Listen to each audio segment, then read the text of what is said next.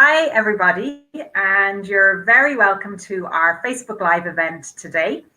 Hopefully you've been following the events and videos over the last 2 weeks in the festival that have really showcased what there is on offer in Balbriggan for all types of learning experiences.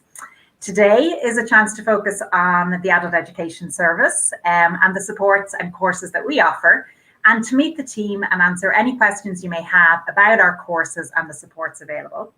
I'm Orla and I'm the guidance counsellor in Balbriggan, and I'm joined by Kevin and Hanna, the information officers in Balbriggan and Swords, who will be introducing you to everyone today and putting people in the hot seat for questions and answers. So Kevin, what can people expect from today? Thanks, Orla. Hi, everyone. As Orla said, my name is Kevin. I'm the Information Officer for the Adult Education Service in Balbriggan. And today is really a chance for you to get to know the Adult Education Service in a bit more detail. Today is an interactive questions and answer session. So if you have any questions at all that you'd like to ask, you can ask them by writing a comment on our YouTube channel or our Facebook page, wherever you're watching this stream. We hope to get to as many questions as possible. We hope you've been enjoying the content that's been on the festival website over the last 2 weeks. And if any of the content has kind of sparked a question or made you curious about courses or returning to education or even progressing in your own self or in your own career, you can ask us any questions about that. We'd be happy to help. Also, if you want to contact us directly, the contact information for the Adult Education Service will be on screen throughout the live stream. Also, myself and Anna at the end of the stream will go into a little bit more detail about the information service and how we can help people who contact the service to help them understand their options and explore their options in a bit more detail. So with that said, I'll hand you over to Anna now. Thanks, Kevin. Hi, I'm Anna Groome. I'm Information Officer for Swords. I'm delighted to be involved with the Balbriggan Loves Learning Festival. So today for our live, we're going to start off with a chat with our guidance counsellor, Orla, and Kevin's going to be doing that. I hope you all enjoy. Thanks, Anna. Now, so as Anna was saying, today, this part here is really a chance to get to know the Adult Education Guidance and Information Service, which might be a term that you might not have heard before. So, Orla, could you explain what that term actually means? Yeah, so the Adult Education Guidance Service, essentially, Kevin, we offer confidential and impartial career guidance to adults who are living in the area. So it's a free service. You need to be 18 or over to access it. And we prioritise people who may have left school early and are looking to take their first steps back into education, or people who are job seeking and maybe want to upskill and improve their chances of getting a job. But really, there is no typical client that we see.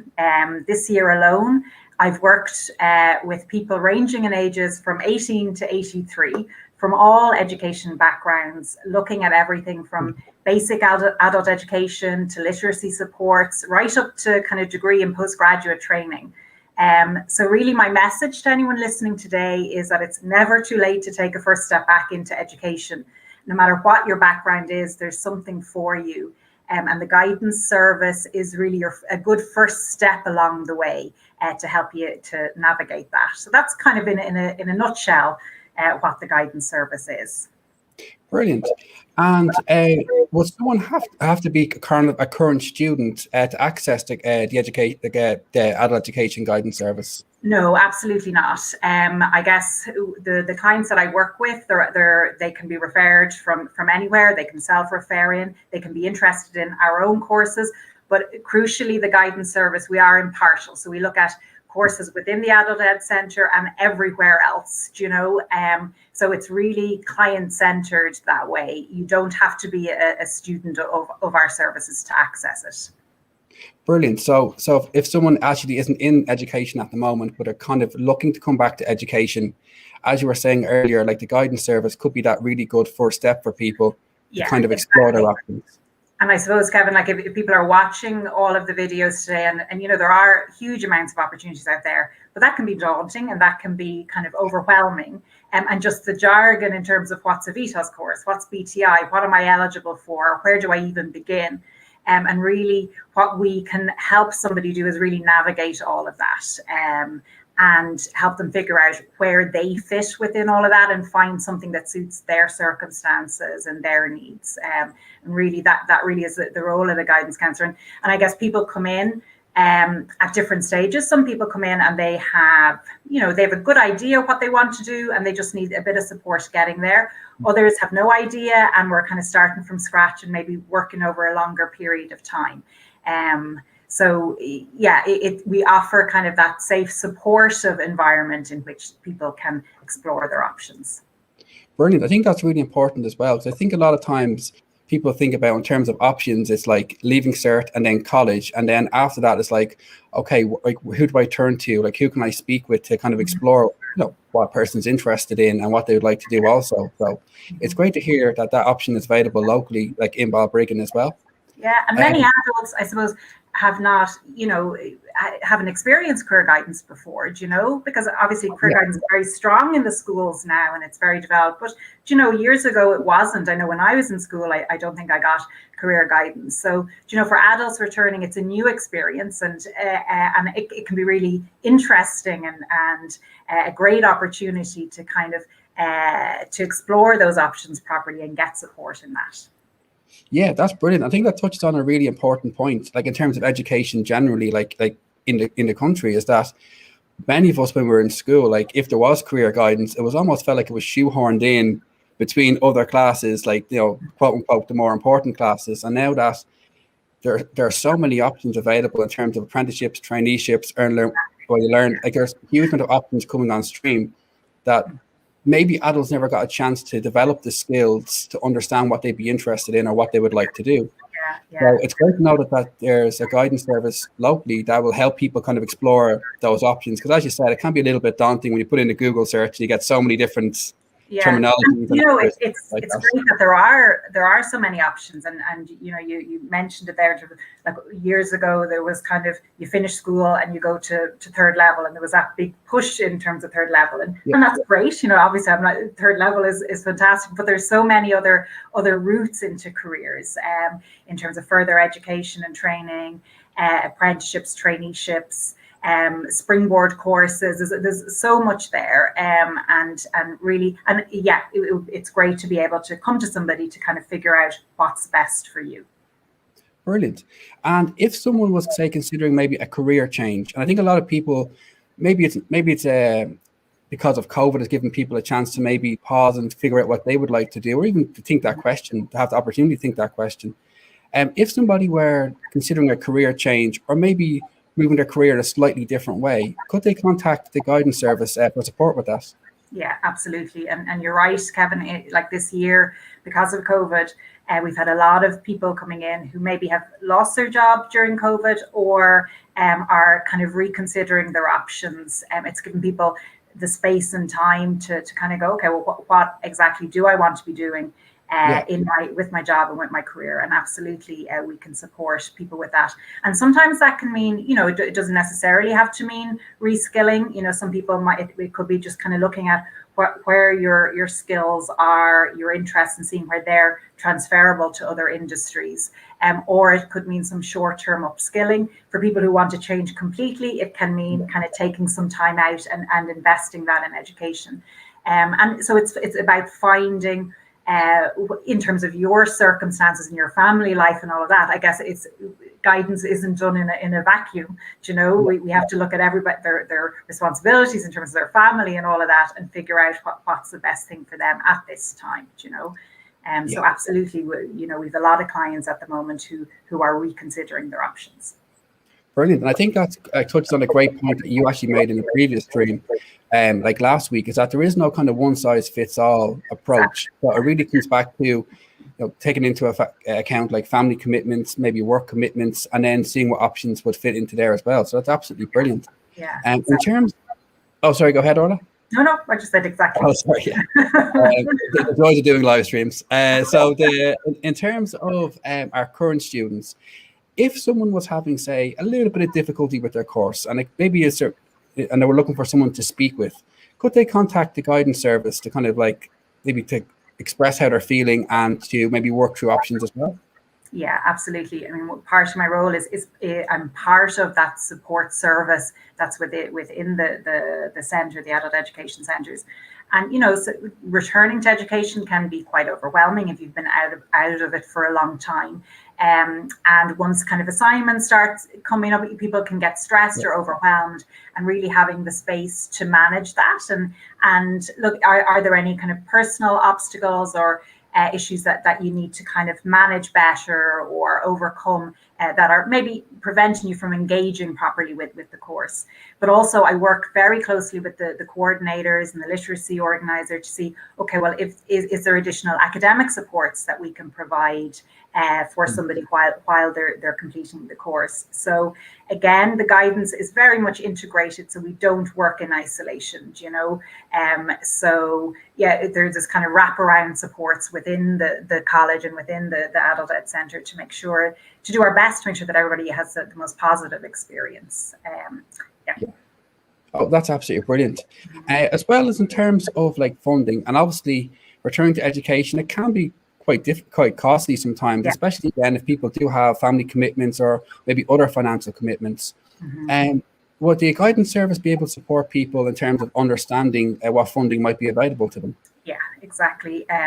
So we can go through it, depending on what route they're taking, what they would be entitled to, whether that's a SUSI grant if they're going to further education or a third level, if it's a back to education payment, VTOS. So there's again, a bit like the courses, there's many different funding streams and eligibility criteria.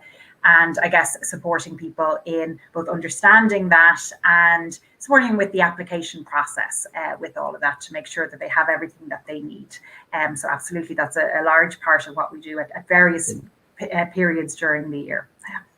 Brilliant. That's great to know. Because again, I think as you touched on earlier, the terminology can be quite overwhelming and daunting. So if you're in the, if you work within education, we can almost take for granted people understand these terminologies. Yeah, we get used to jargon and kind of forget. Exactly. So you have to really step back, and you can see it because people are, let's say, maybe even applying for courses, and they've applied for VTOS and BTEI, they've applied for 5 or 6 different courses and not realizing, the different eligibility criteria for each, thinking that they're applying for the same thing. So we try to both the guidance and information service, we try to keep up to date with everything, because all of that is kind of, it changes as well with policy, with different COVID measures, and so we try to keep on top of that so we can give the best advice and the best information to clients. Brilliant. That's absolutely fantastic. And we've touched on a huge amount in terms of like courses and upskilling and returning to education. If someone was looking for support with, say, kind of job searching or job search strategies, or maybe even CV writing, I think a lot of people now are returning to their CVs because maybe they didn't expect to be looking for jobs. And that's partially a part of the last year with COVID. If someone was looking kind of support with kind of, say, job searching or CV writing, could the guidance service support with that as well?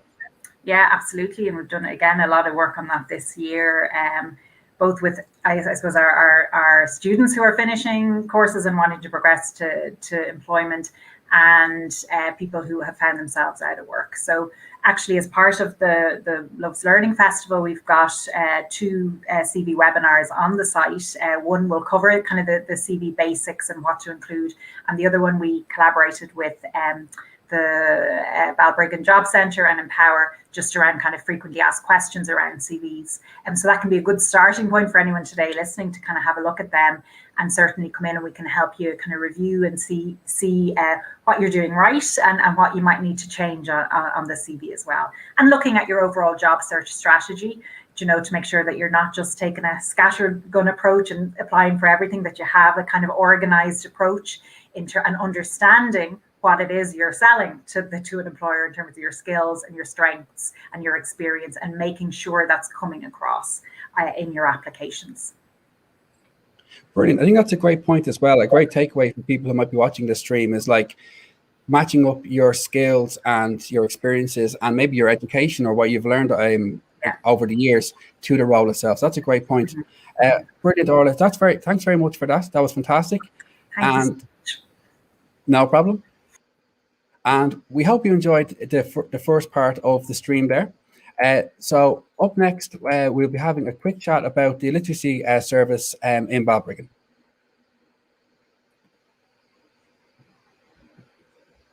Hi everyone. So we're just going to wait to have a chat with Fiona, who's the literacy coordinator in Balbriggan.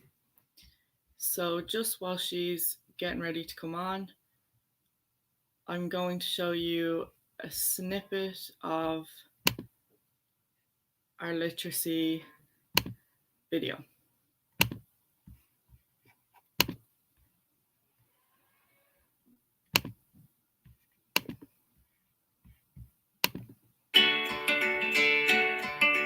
Hello, my name is Fiona. I work as the Adult Literacy Organiser with the Adult Education Service Balbriggan.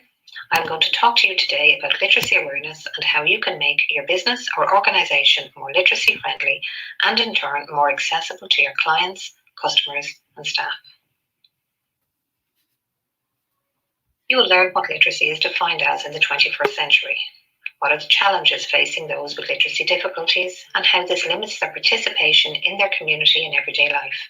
You will also learn about how you can deliver a literacy-friendly service and how to deal sensitively with adults with literacy needs. Before we start the presentation, just something to think about. A person with a literacy difficulty is not a beginner thinker. They have a wealth of life experience, can be highly skilled in many areas, but have difficulty particularly with reading, writing, numeracy, or using technology.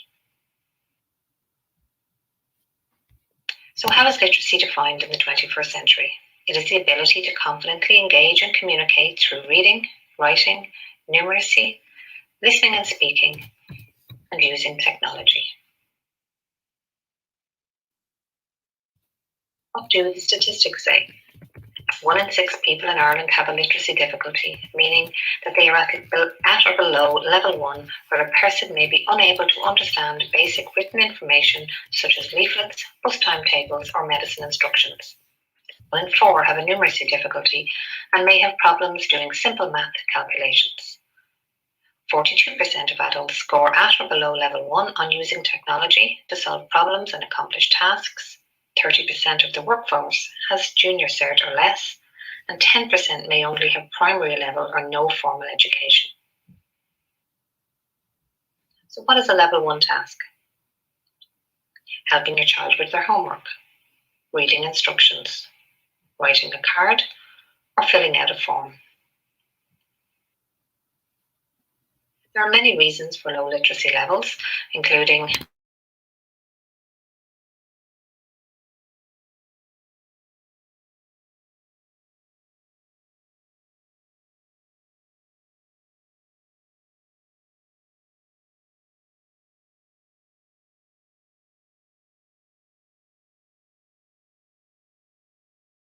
childhood illness, poor hearing or speech.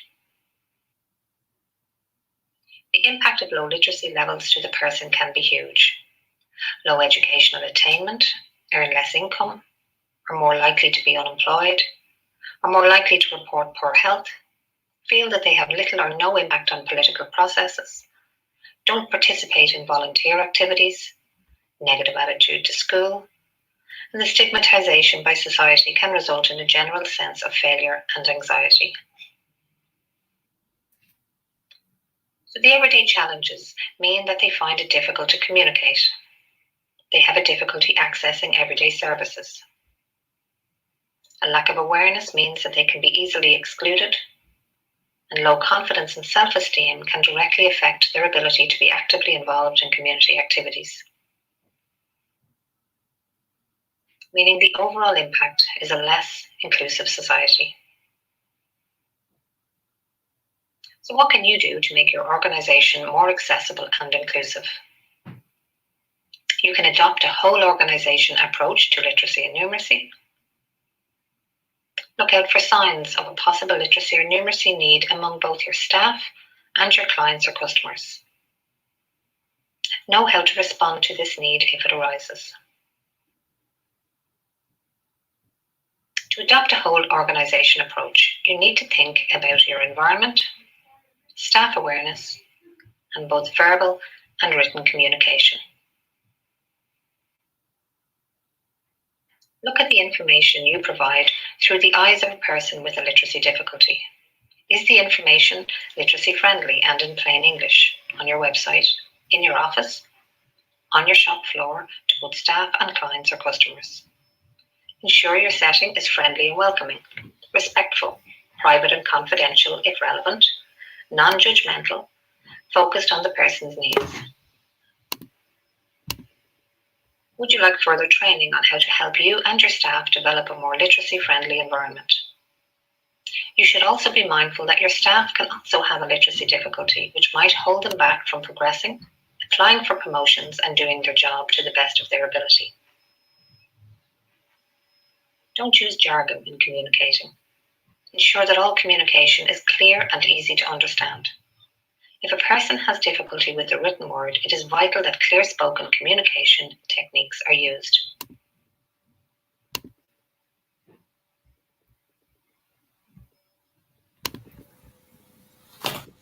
Hi.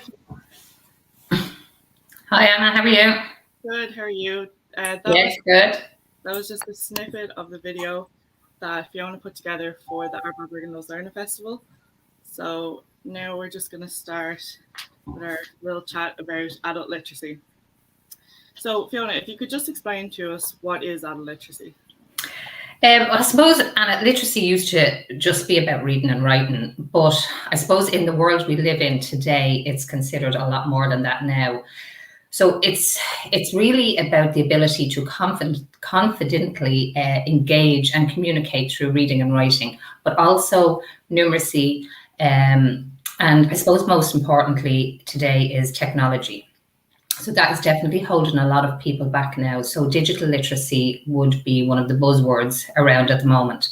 I suppose statistics show that 1 in 6 people have difficulty with a level 1 task, and a level 1 task would be considered to be, I suppose, reading instructions on a medicine bottle, using an ATM, filling out a form. So they're things that we do every day, and 1 in 6 people having that difficulty today is just not acceptable. So hopefully we can help anybody out there that might know that they have a difficulty to come in and upskill.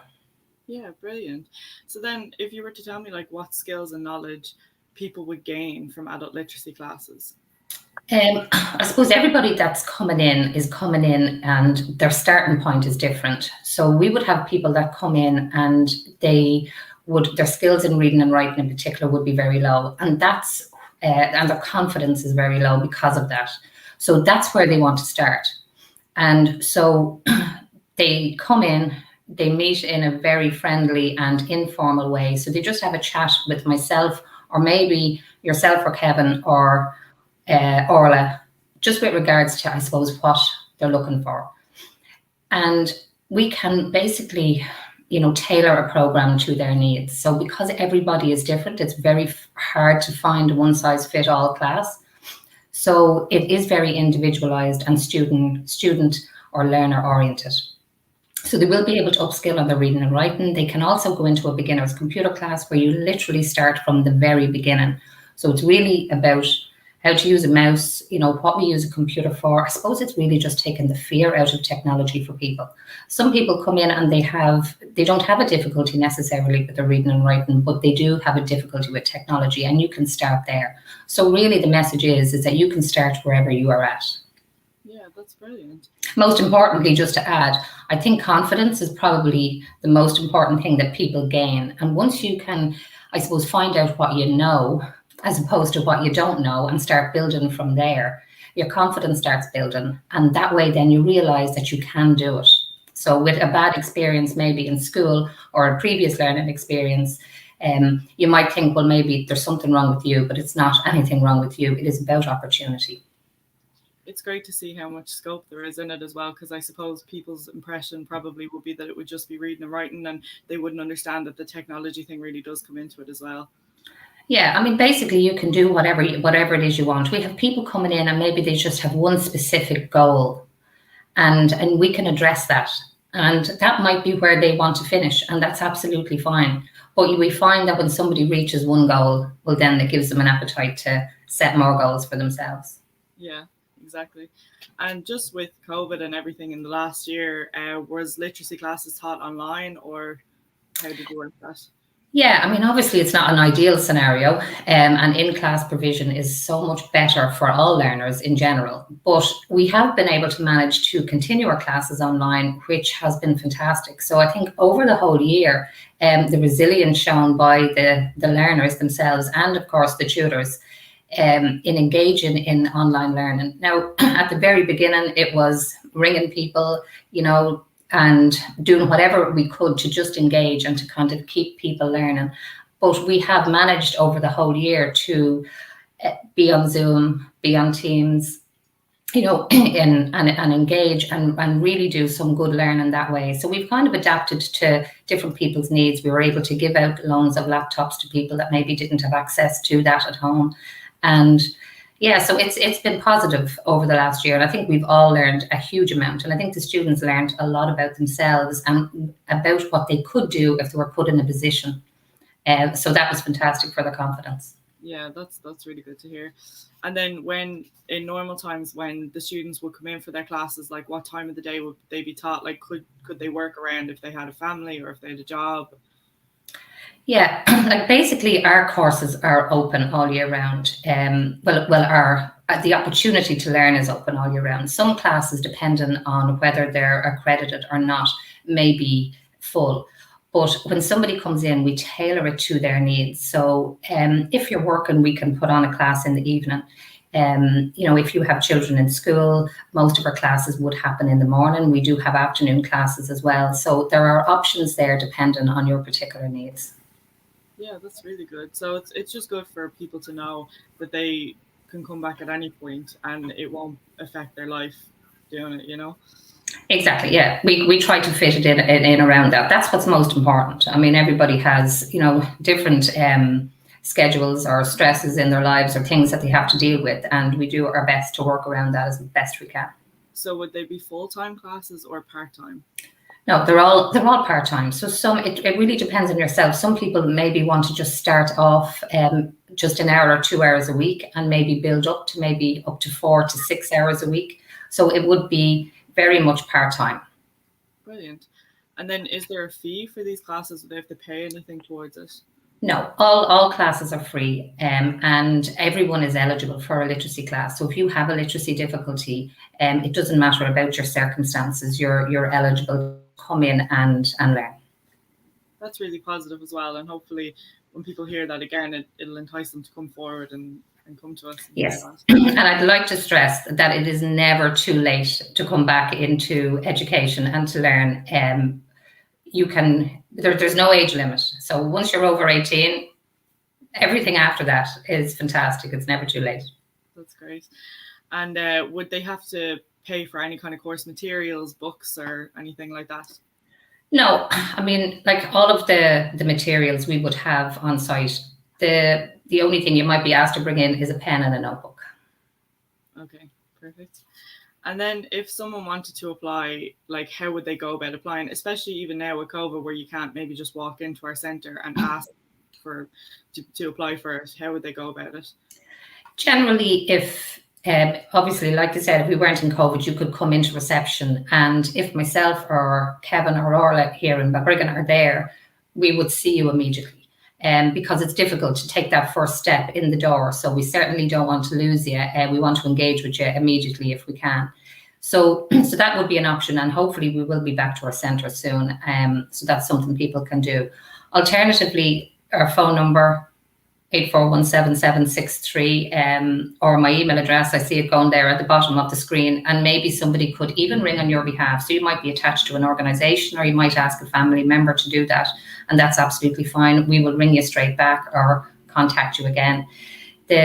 So there are other opportunities. You can apply for some of the accredited courses through Fetch. So if anybody that's listening in from an organisation and have people that they would like to refer, you can go on to Fetch and see some of our courses. But ultimately, if you ring, somebody will always be there to listen, and then we will call you back. Great. And then when they've applied, what is the next step? So the next step normally is, so it depends. So they might see Kevin or Orla in our guidance service first. and then they would refer them into me. It really depends on how it happens. It's an informal one-to-one chat where we just get to know each other, talk about what the learner would like to do. If they don't really know, we just kind of give them options. And so it's really the first chat is really very informal, and it is really just to kind of put somebody at ease and I suppose let them know what to expect. That's great. Again, that probably would be really helpful for someone who might be coming in with low confidence, and to build it up, just that easy going, having a chat about it instead of a formal situation. Yeah, I think that's probably the most important thing. It's difficult to take that first step back to education, regardless of what level you're coming back into. You are nervous because you don't know what to expect. So the first meeting is really just to kind of allay your fears and help you see that it is a respectful, friendly environment where the fact that you're an adult is probably the most important thing to remember. It's not going back to school. So we are drawn on all of the experiences and the learning that you have had to date. And that's not just about education. You have, possibly raised a family, you have worked, you have lots of experiences, you have developed lots of ways maybe to cope with your literacy difficulty. And all of those are respected. And we just build a plan around that. Yeah, brilliant. And then, so after they've completed the adult literacy course, how would they progress if they did want to progress? Like, what would their options be? Well, look, you're part of a service that has courses right up until level 6. We are highly supported in the fact that we have a fantastic guidance service there to support you with options. We have highly experienced tutors that are there to guide you every day. So I suppose you might start off, where you fit in at the very beginning. The options to go on to accredited courses, we do full awards at level 2 and level 3 within the literacy service, but you can progress on to other courses in BTEI or in VTOS, and there are lots of options there. So we do a kind of a learning plan with somebody. So you're kind of setting your goals as you go along, and then that gets revisited. So you're very much part of deciding where you want to go next. Yeah, and it must be great for someone to come in and start with adult literacy and then really kind of go up and like that, maybe go on to BTEI or VTOS and have those options in front of them, That's it. I think some people come in and they end up graduating with a level 5 and a level 6 childcare. Anything is possible once you start and realize how much you actually can do. It's really about showing you what you can do as opposed to what you can't do. That kind of looks after itself once you get the confidence around what you do know. Well, look, thank you so much for having this chat with me. I think you get really good insight into adult literacy and really positive message that hopefully people get to see and, makes them want to take that step towards contacting us for these classes. Yeah, I think that's important. It's just to let you know we are open. It's a friendly environment where you will find yourself. Yeah, brilliant. Okay, thank you so much, Fiona. Thanks, Hanna. Bye. So next we're just going to have Kevin have a chat with our community education facilitator, Whelan. Oh, thanks, Anna. Yeah, so I'm just going to introduce now Whelan, who is the community education facilitator for the service. Hi, Anne. How are you? Not so bad. Good, thanks. Welcome to the live Q&A session. Could you just maybe start a little bit by explaining what community education is for people who mightn't have heard that term before? No problem, yeah. Basically, community education is like non-formal education. And that just means that it doesn't take place in a school or a formal education setting. Instead, it takes place in the community, and it aims to promote social inclusion, personal development, and empowerment. Brilliant. So it's kind of a very much like a person-focused or like an individual focus, focusing on the person first, and then developing their skills and their traits and characteristics. Basically, yeah. Brilliant. And what type of courses would be available through community education programs? There's so many I can't count, but the types of classes we've run in the past is things like money magic, community development, yoga, art, Spanish, mindfulness. There's a long list. and they're organised in collaboration with community partners, and they aim to address the needs in the locality. So based on our community partners' knowledge of the area and what people are looking for coming into their organisations, we work collaboratively to address those needs and deliver classes. Brilliant. And in terms of, obviously I think everyone's lives have gotten so much busier over the last year or 2 years or maybe even 3 years. In terms of the way that the courses themselves, are community education courses generally part-time courses or full-time courses? Community education are generally part-time courses, and they're usually run in 8-week sessions. At the moment, that's over 3 sessions. And we usually run classes at times that would suit participants. So an example of that might be that a local school might have parents wanting to do a Spanish class or a beginner's computers class. And that might run around 9:30 in the morning to 11:30 at a time when the parents have dropped their children to school and they're available and it suits them. So it is sort of suited and worked towards, individual preferences and choices and fitting in with the lives of the people who do the classes. Brilliant. And I know obviously we've all become much more reliant on technology, especially over the last year.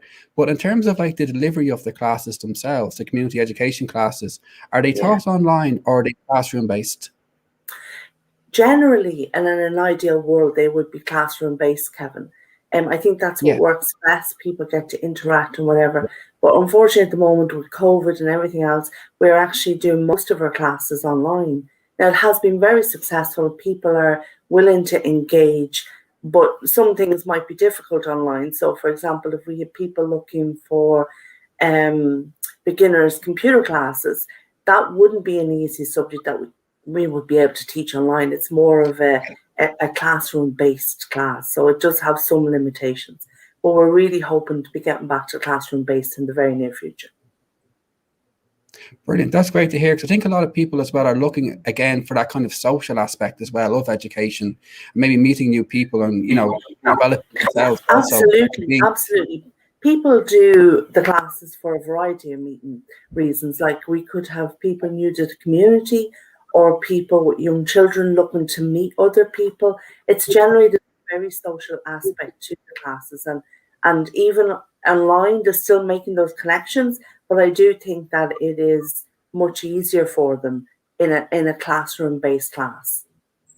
I know that from talking to community partners, that some people, like I've heard different anecdotes and stories, that some people really find maybe that have moved to community with no other support, and they meet people that help them, that maybe they take turns dropping the children to school, or if they're stuck, maybe they have something on that they have someone to rely on. And that's really positive feedback from these type of classes.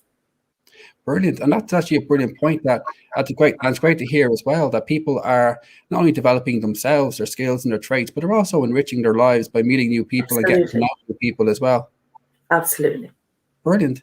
And in terms of, say, eligibility or accessing the courses, would people have to be receiving a social welfare payment in order to take part in the community education course?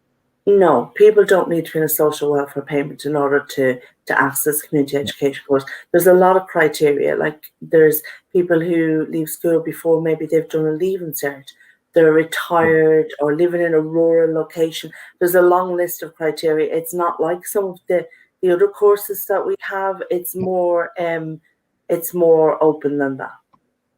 Brilliant. And is there a fee for the courses as well? No, we don't charge a fee for the courses. Brilliant. I think that's great. Yeah, that's great. That's brilliant.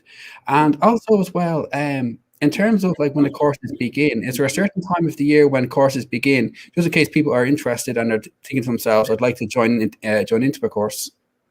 Generally, community education classes, we start them towards the end of September. Again, towards the end of January, and then after Easter. There's sort of 3 intakes that we do, and they're in 8-week blocks. But we would be organising them in collaboration with community partners. So it's not like they drop into the Adult Education Centre. It's more that maybe they pop into the library and they might be looking to do a class, and the library will come to us and say, I have 10 people here that would like to do a beginner in computer class. And we would help with that, and collaboratively we'd set that up. So it's more community based, so they might pop in, as I said, to the library, to the community centre, or to some social group that they may be attending. Brilliant. That's excellent. And in terms of, say, progression, I think community education could be like a really good, accessible first step for people who mightn't have done a course for a while, or might have been out of, say, slightly non-formal but slightly structured or education, or maybe a classroom environment. If someone is doing a community education course and they're looking to progress, are there progression options for them there as well? Absolutely. People do community education classes for a lot of reasons. And sometimes it's, like we said before, to meet new people, to learn new skills, or to become part of a new community. And for some people, that's what their aim and their goal is. And that's perfect. And then for other people, as you say, it might be just a step back into education, to seeing, to realizing their potential, that they might have a goal and they'd like to do this. And they have the option then of talking to yourself, Kevin, the information officer, or Orla, the guidance service, and progressing maybe into BTEI or VTOS courses.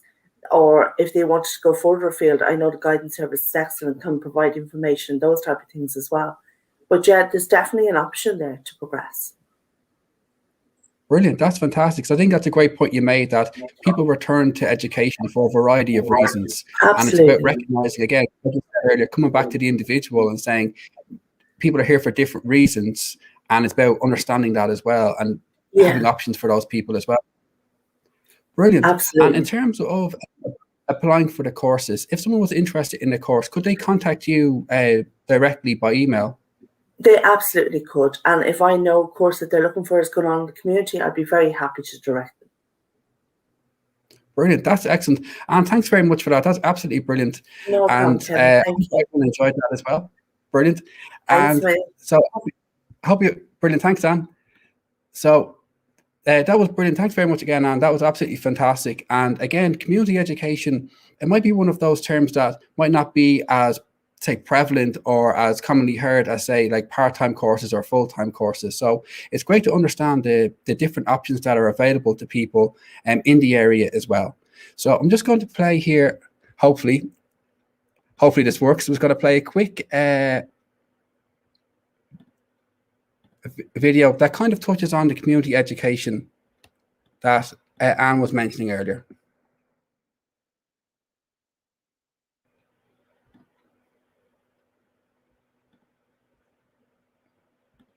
And again, it'll touch on a lot of the points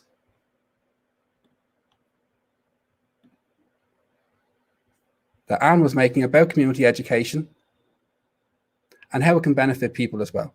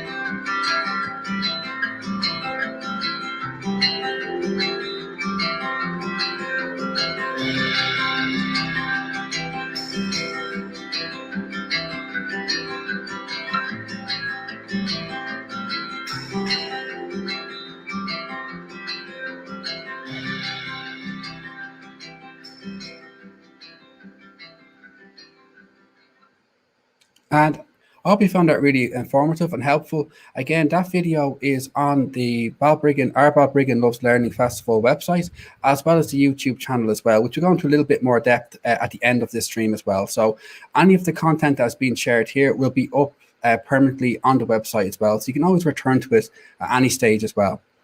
Just before we have a quick questions and answer session about the full-time courses, I just want to let you know that we've been very fortunate to open up a new education centre in Balbriggan recently.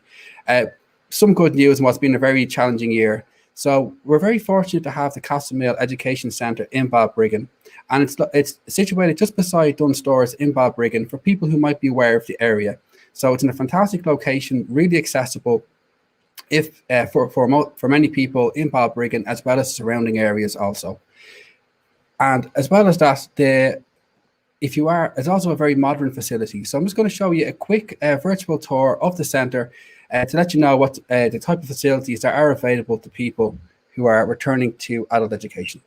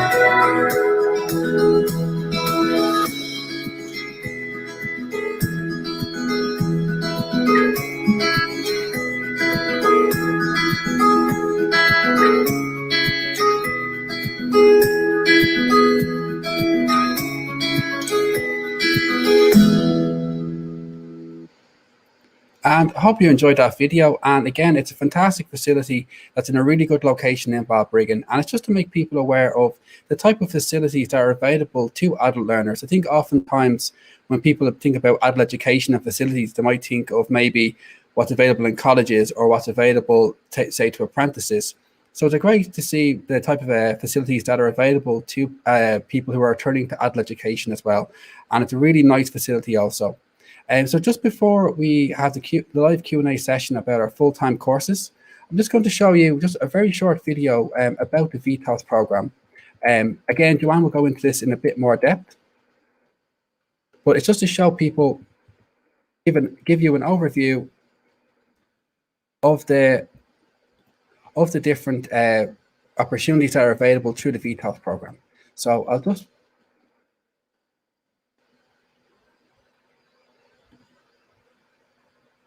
bring that video up now.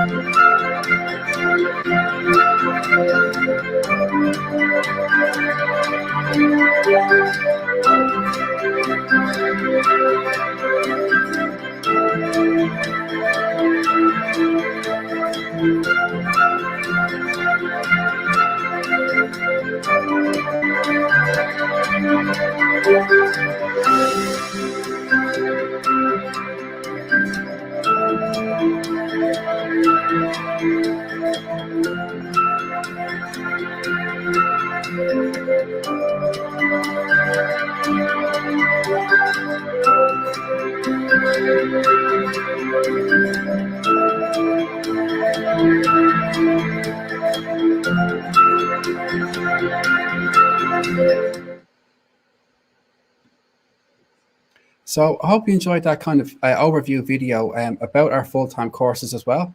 So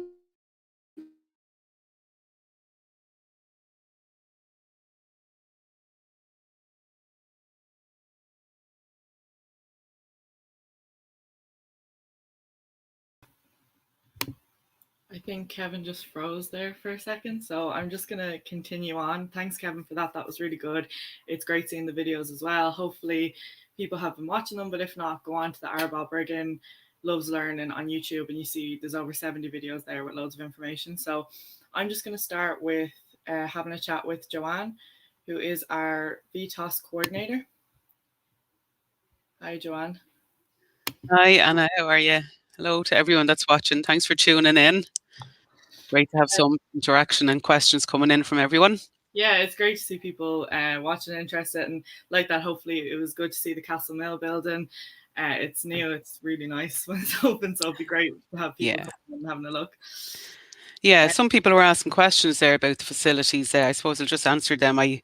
There was a question about canteen facilities. So, yeah, usually we would have canteen facilities in Castle Mill, but because of COVID, I suppose we have to limit the interaction and gathering of people. So this year, students would have remained in their classrooms for any breaks or lunch breaks, but you know, they could have gone outside to get some fresh air as well and a bit of sunlight on their faces instead of sitting in the classroom all day. But yeah, usually we would have a canteen there with you know, facilities for hot water and milk and so on, all that kind of stuff, you know. So yeah, it'd be a nice, once we're back to normal, it'd be a nice way for people to meet each other in the canteen as well and share stories about all the different courses that they're doing, and it's a good way to meet people as well, I suppose.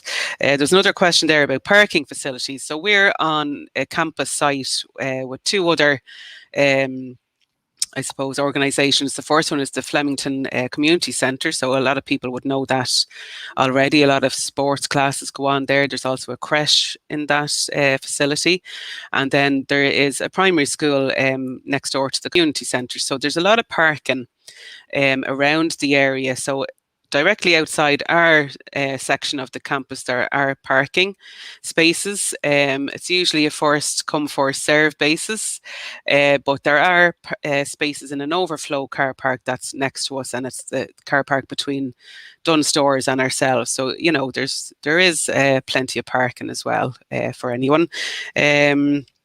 So yeah, there's really good facilities. We're very lucky to have Castle Mill now. It's a lovely purpose-built school, and we've lovely bright big classrooms, and everything is kitted out with lots of technology and sound, and being able to watch videos on boards and stuff. So it's really, really a good centre to come into and experience some of our courses. Yeah. So yeah, so it's really good. Great. Definitely, that's really good. Thanks for that, Joanne. So I'll just start with asking you, what is VTOS? If you just explain kind of. Yeah, sure. So VTOS stands for Vocational Training Opportunity Scheme, and it basically means that anyone that comes onto a VTOS course can keep their social welfare payment and any other secondary payments that they might get. So say fuel allowance or rent allowance, anything like that, they keep that, their medical card and so on. And they're allowed to do a full-time course. So usually if you're on a social welfare payment, your payment has to change to do a course. So if you're going to, as a mature student to college, it might change to a back to education allowance, but the amount of money that you get is the same. So it's similar for VTOS. You're going to come on to the VTOS course, and if you're in receipt of a job seeker's payment, so for example, a job seeker's benefit or an allowance payment, us here at DDL-ETB will take over that payment. So it becomes what's called a VTOS payment. So that's all that VTOS is really. It just means that you can do a full-time course and still keep your social welfare payment. Great. Yeah, so yeah, sorry, go ahead. So are the courses taught online? Like, I know with COVID they probably are, but even after COVID, is there any option for an online course? Yeah, I suppose we've always, wanted to do maybe blended courses or not purely online. So, but this year, because of COVID, a lot of the classes are online, and the timetables are the same. People will log in every morning and see all the different tutors that they have for that day and do some work and so on. But usually the courses aren't online. Now, hopefully in the future, I suppose everybody has great skills in technology now, because we're all living, I suppose, isolated lives, and we're using technology to connect to each other. So, there's a lot of skills out there and that people will be able to use in a kind of a blended course. So what that means is that there's some classes on site here in our Castlemills Centre, and sometimes they're online. So at the minute, we do have a childcare course that was designed to be blended learning. So some days the students are in class, and then sometimes they're on Zoom or they're online with their tutors. So we're hoping that in the future that we will be able to offer a blended learning option for some people and some courses, but we have to wait until COVID is all over and see how that goes. But yeah, we're definitely looking into it, and we'd hope to be able to offer people a blended learning solution so they can work and study and manage their lives and children and responsibilities, as well as progressing into getting their qualifications and the jobs that they want. I'd say COVID probably has a couple of institutions think of the same thing with education, and probably even workplaces, to incorporate the two, the blended, a little bit online, a little bit in centre, Yeah, absolutely. I think there's a new law that came in recently that employers should be able to give their employees the option to remote work. So, if you got a job and it's the other side of the M50 from Balbriggan, the commute is quite stressful, and it adds a couple of hours to your working day. But, if I think everyone is recognising, the government, employers, education providers, schools, that, we don't always have to be on site to do our jobs or to learn. And, we can probably see some changes coming in the future around that. So it's we're responding to what's going on in the world. Great. We've actually just a few questions come in that I'll get you to answer together. So, Okay. So Nicole's asked if the VTOS courses are only full-time or if there's a part-time option. And then Carol also asked if there's a nighttime course, and if so, like how many nights? Okay, so the thing with the VTOS courses, they're all daytime courses, so there wouldn't be a VTOS option at night at the minute, but it's traditionally, I suppose, VTOS is during the day, so it's a full-time course, Monday to Friday, and start times are usually around, between 9 and 9:30, depending on the course. And the day will finish at around 2 or 2:30. Sometimes on a Friday you'll finish a little bit earlier, but they're mainly daytime courses for under VTOS, and full-time Monday to Friday. In that as well, you'd have to do, I think we allocate 1 day a week for work experience. So you might be out 1 or 2 days, depending on the course, out on a work experience placement, but you would still be considered on a full-time course. There are part-time courses available, and the courses that we offer in VTOS are also offered, I suppose, part-time. So the next lady up, Helena, our part-time course coordinator, she'd be able to go into a lot more detail about the part-time options. But usually people, I suppose, choose a VTOS course because, you know, it's during the day, it's 9 to 2:30. There's a lot of time during the day to actually work on your assignments with your tutor in the class. So there, you know, you might be, there might be some teaching for a couple of hours, and then after a break, students can start working on an assessment or practice some of the skills that they've learned during the 2 hours of teaching. And that allows them to, I suppose, finish their day or finish their learning at 2:30, and then go back home and spend time with their families, collect children from school, and do all the other things that they have to do, while studying as well. So you're given more time, I suppose, during the day to get the work done. Obviously, if you don't get it done, you're going to catch up at home and at the weekends and stuff. But really, the tutors kind of focus on getting you started on your work. You might do some at home and then go back into the classroom and finish it. And all the while, the tutor's there, able to ask your questions, to guide you along, to help you research anything and help you out with, IT skills and that kind of thing. So that would be the difference between a full-time and a part-time. Part-time options, you could be in 2 or 3 days, 2 or 3 mornings a week. So it could be a 2 or 3 hour class. And there's a lot of teaching that goes on there. But in part-time, I suppose you have to be disciplined to be able to do the work at home yourself. But if you have time to spend during the day, just say all your children are gone to school for that day, you might want to come in and spend that time and really dedicate your own studies, that time to your own studies, and then be, able to walk back into your other responsibilities, not the hanging over, all the work hanging over you. But it just depends on what suits different people. That's it. Definitely, yeah. So like that, look, if you're watching the live now and you're interested to know more about, I've seen some questions about childcare level 6, about part-time options, about nighttime classes, just tune in because we will be talking to our BTEI coordinator, Helena, and she'll be up next. So so I just see there's a couple of questions again coming in just in relation to work experience. So if you could just tell me roughly what courses are taught in VTOS, and are they all included work experience, and then a little bit about the work experience? Yeah, sure. Okay, so at the moment there are 4 QQI level, we're recruiting for 4 QQI level courses to start in September. So the first one is healthcare. And healthcare, I think you have to do 60 hours of work experience. So there are 2 healthcare awards that we deliver.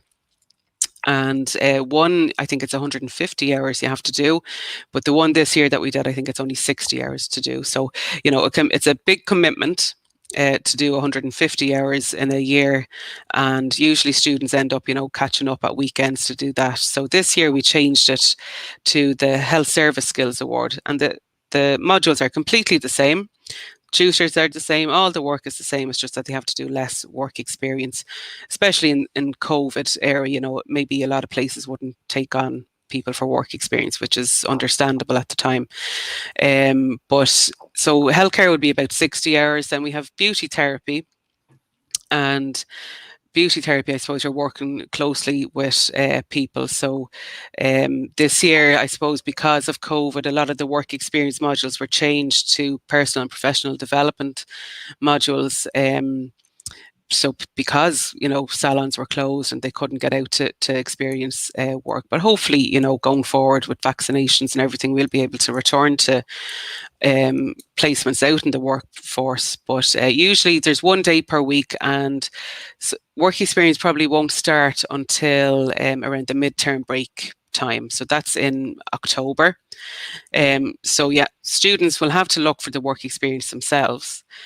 So this will give them a few weeks to, start looking for placements. And, salons will take on people. They'll be happy to take on people, but what you do in the workplace, it wouldn't be the same as an employee. You might be excuse me, you might be helping, qualified therapists prepare the workspaces and booking in clients and greeting clients and so on. So we would ask that our students go out, I suppose, around after the midterm break in October until maybe the start of May to get a good experience in the salon, because as the course progresses, they're learning so much skills, and then when they go to the workforce or the workplace, they can observe what goes on in the salon and recognize the skills that they're learning in the classroom and go, oh yeah, okay, that's what happens in the workplace. So the theory and the practical side of learning and then being in the workplace matches really well when you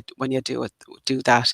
Same for childcare. Now childcare, there's a lot of hours for childcare. I think it's 150 or 60, and that might change.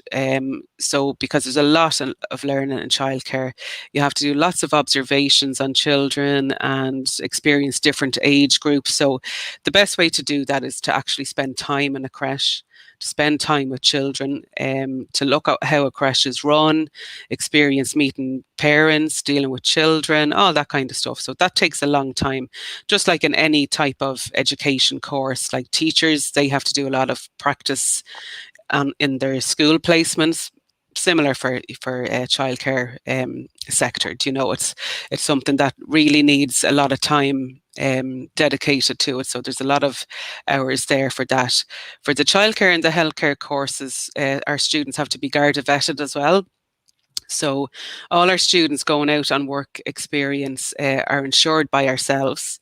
So the employer doesn't have to worry about insurance. Okay, so the childcare and the healthcare students, to become insured, they have to be Garda vetted first. So that can take, a few weeks to get that sorted out. And we use the e-vetting system with the guards, and we just take the students' information, send it to our head office, and they deal with the guards then, and the guards then take it over. So it's a proper vetting procedure. So once they're, vetted and they have their placement, they'll work for the year, on 1 day a week. What else have we got? So business administration, that would be another 60-hour commitment of work experience hours. Again, the students have to get that themselves, and a lot of them go to admin roles and some local organizations, and they might have contacts of people working in offices and so on. But if it's difficult for anyone, we will try our best to help them get some placement. So usually a placement for the business happens in the second term of the course, so there's plenty of time to look for something, so I think, have I answered all that properly? We just have a question in here from Angela, and she just said, how long does Garda vetting take? Yeah, so Garda vetting seems to have improved a lot lately. I know a few years ago it could take 1 to 3 months to get our Garda vetting back, but usually Garda vetting should be back within a month now, I'd say. The student really is responsible for looking out for the email from the Garda vetting unit, and once they see that email, they just click on a link and fill in a form online, and it shouldn't take too long to come back, and that vetting letter comes back to our head office, and it's treated with the utmost of it's completely confidential, and there is one member of staff here that receives all the letters, and that member of staff then just sends it out to the students when it's needed.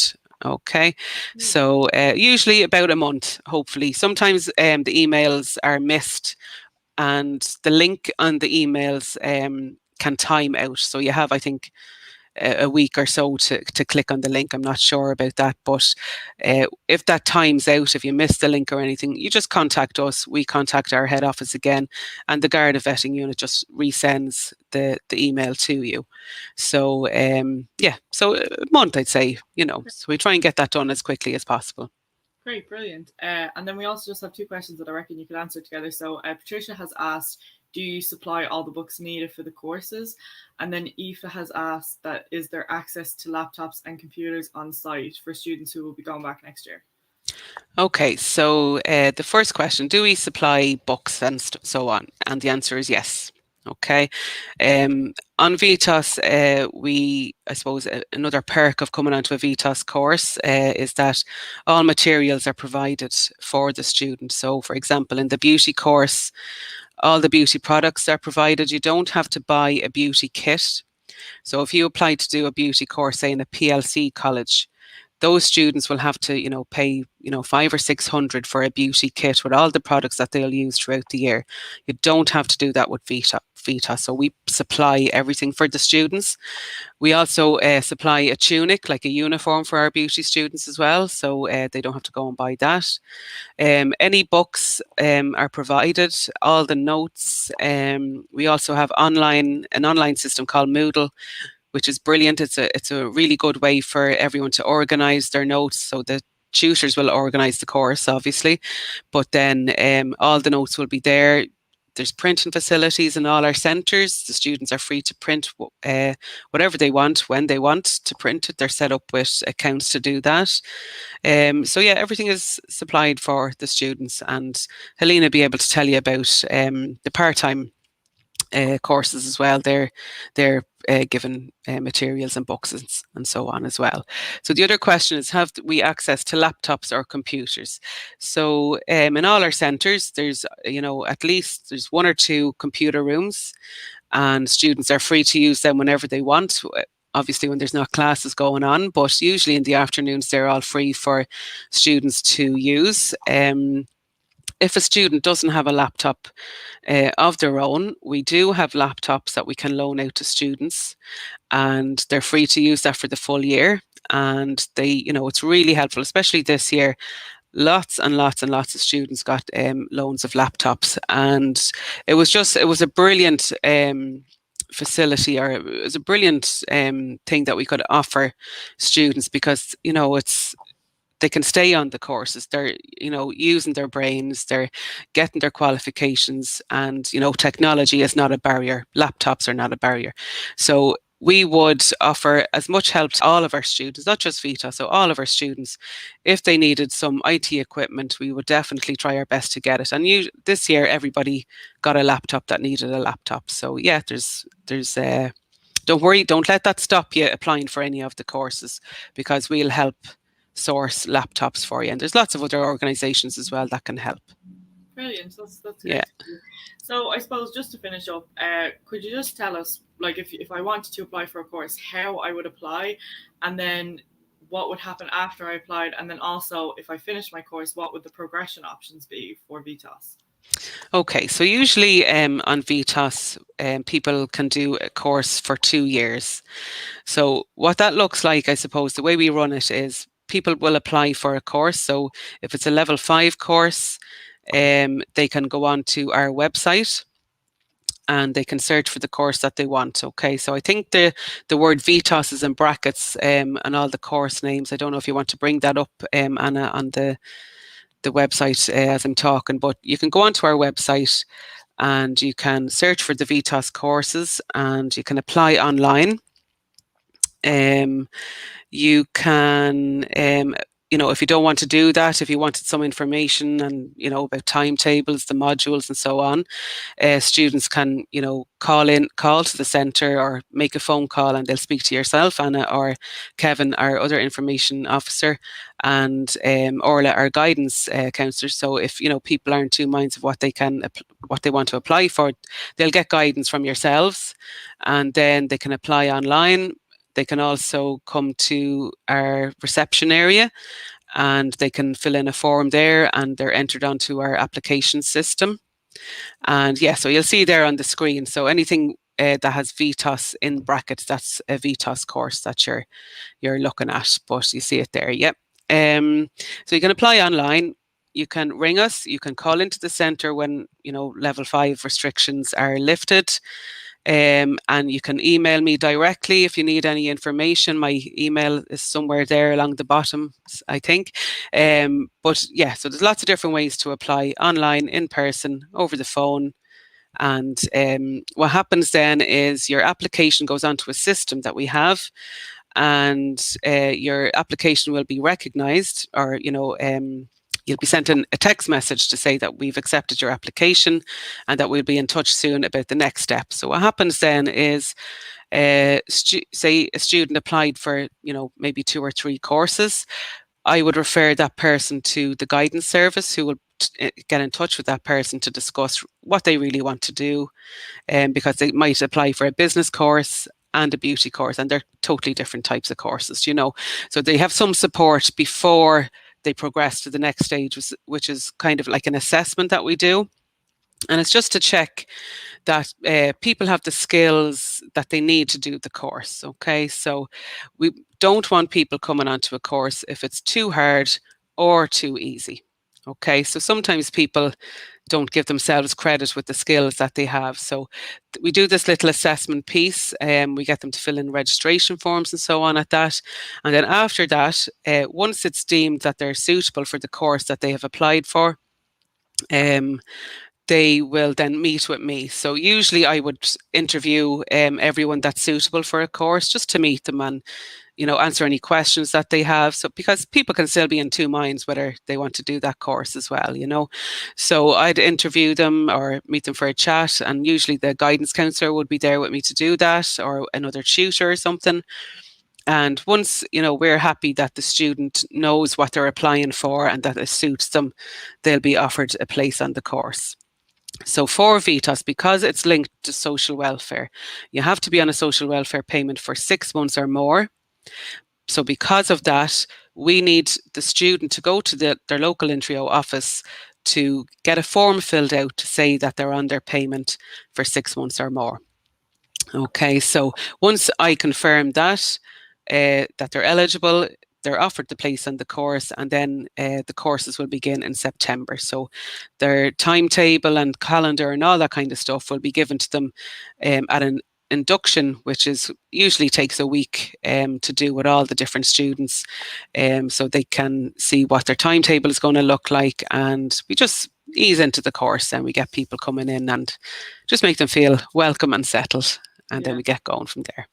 That's great. Hope I answered everything right. Yeah, that's good. That's really good. Okay. It's great talking to you about that, Joanne. Thanks a million for coming on. You've given loads of information, and hopefully we covered all the questions about the full-time courses and like that. Please stick around if you want to know more about the part-time, because that's next. Yeah, absolutely. But definitely, get in contact if you're interested in these courses. We're taking people in now, and it'll begin in September. So hopefully, great stuff. All right. Thanks, everyone. Thanks for all the questions. Okay. Bye. So I'll just bring Kevin up here, who's going to interview Helena.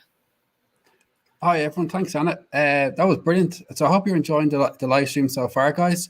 So I'm just going to introduce Helena. She was the BTEI coordinator and a coordinator for part-time courses as well.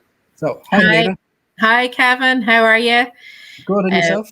Great, thank you. Yeah, I've just been watching what's been running, and it's very informative, and don't know if I've anything to add to it, really. I'm joking, yeah. Oh, brilliant. We have a few questions here for you anyway, so we'll see how we go. Great. Yeah. Brilliant. So just in terms of the terminology, like BTI or BTEI is a term that is commonly used or people commonly see when they apply for courses or maybe go onto our website.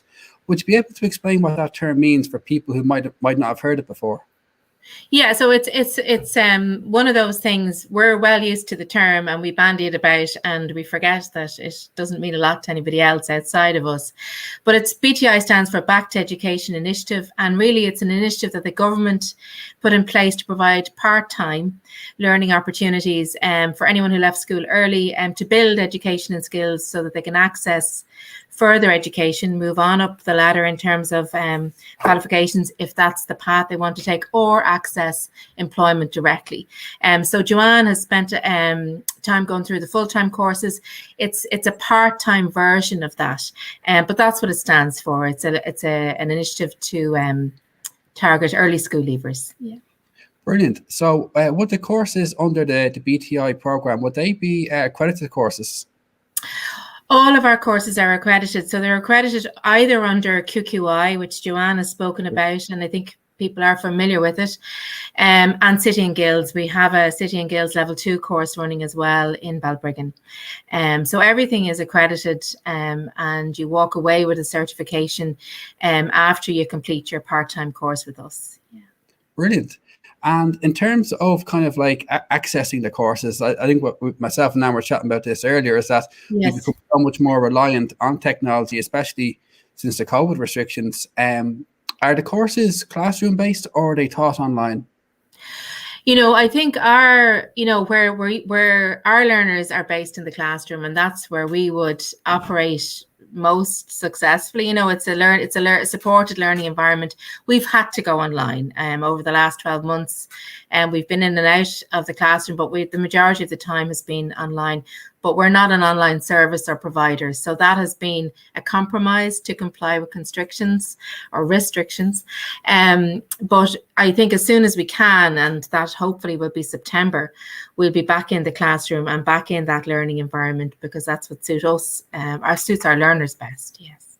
Yeah, that's brilliant. And I think, again, we were touching that earlier, is like the social aspect of being in the same room with people. Of course, it has to be done safely, and we have to, you know, work around or work within the restrictions and the measures. But I think that social element as well is brilliant when you have people in the room helping each other learn, which is fantastic.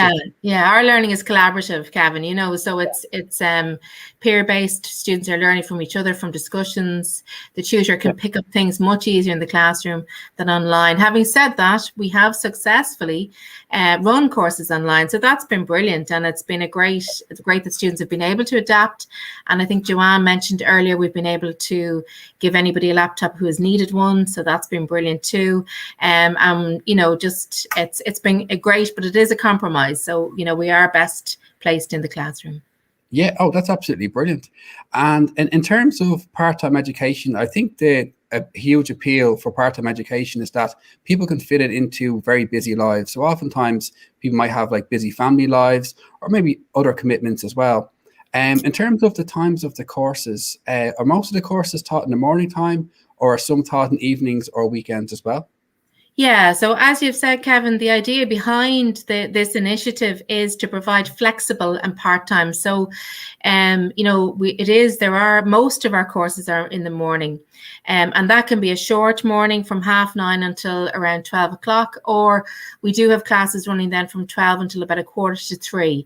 So depending on the pace and your availability, or how quickly you want to complete modules and so on, but it's flexible. So what I say to people, you do what you can commit to in terms of your, you know, what's happening in your life, what's happening outside for you. We also run some nighttime courses, and Saturdays they're childcare courses, so that can suit some people who don't have the availability to come to us during the day or might be working during the day. So they're still upskilling and working, bringing up their qualification level and doing their courses on a part-time basis. Brilliant. That's fantastic. And I think that's great for people to hear, like, is that flexibility as well. I think when we're younger, and, you know, especially people want to go from leaving cert to junior cert, or then on to college, they can go to college all day and maybe work a part-time job. So I think when we're busier as we get older, those kind of flexibility of options is absolutely brilliant as well. Yeah. In terms of, and Joanne touched on this earlier as well, it seems to be a common question coming through the comments also, is about work experience. Is work experience a part of some of the part-time courses? Yeah, so just in terms of the accreditation, we are accredited from level 3 to level 6 in terms of QQI, and all of our courses from level 4 until 6 have a work experience as a core part of those awards. Now, in current circumstances, some of the awards, the likes of Office and IT and horticulture, and we've been able to use a classroom-based module for those. At level 4, it's career planning, and at level 5, it's personal and professional development. So those modules, they look at the workplace, they simulate the skills, they prepare people for the workplace, but there isn't a placement element. For the healthcare and childcare, there still is a work experience element required for those, because they're leading directly into employment, I suppose. But so at the moment, it's kind of a combination of classroom-based and simulated work experience. But in September, when we're back in and when employers can open up again to taking people into the workplace, as Joanne described there, there's a core element in hours that our students do in the workplace. And that's it's to get a real sense of what it's like to work in that environment, and to know, is it for them? Is it this something I want to do? And then also it feeds back into the learning in terms of the award they're doing. That's brilliant. So they're almost like learning skills, bringing those skills into the real world, or say the employed world, and then seeing how those skills will match up when they go looking for a job or complete a course, which is absolutely fantastic. Yes. In terms of if someone was interested in doing a course, whether a part-time course in Balbriggan, when do the courses begin, and when will you intake new take new students on board as well? Yeah, I suppose, the main starting point for our courses is September. So if you're interested in doing what we call a full award, and that will be at levels 4, 5 and 6, that's 8 modules, that, you'd need to be starting in September if you're thinking of doing that in 1 year. But we do intake students twice a year. So we have another intake in February where you can still do modules and maybe do the remainder of those modules the following year. So I suppose, again, that relates back to the flexibility. You can do your modules at different times. Sometimes things happen and people have to pull out of something. They can start again, maybe the next time we're intaking. So twice a year, Kevin. The main, if you're looking to do your full award, the best time to start would be September. Brilliant. That's fantastic. And I think that's great to hear at this time of the year, because I know summertime is coming up, but I think people are looking to make plans, for the autumn time, especially because, now is the time naturally people start thinking, okay, when the kids go back to school, what would I like to do as well? And, what can I do for myself as well, which is absolutely brilliant. For me. Yeah, absolutely.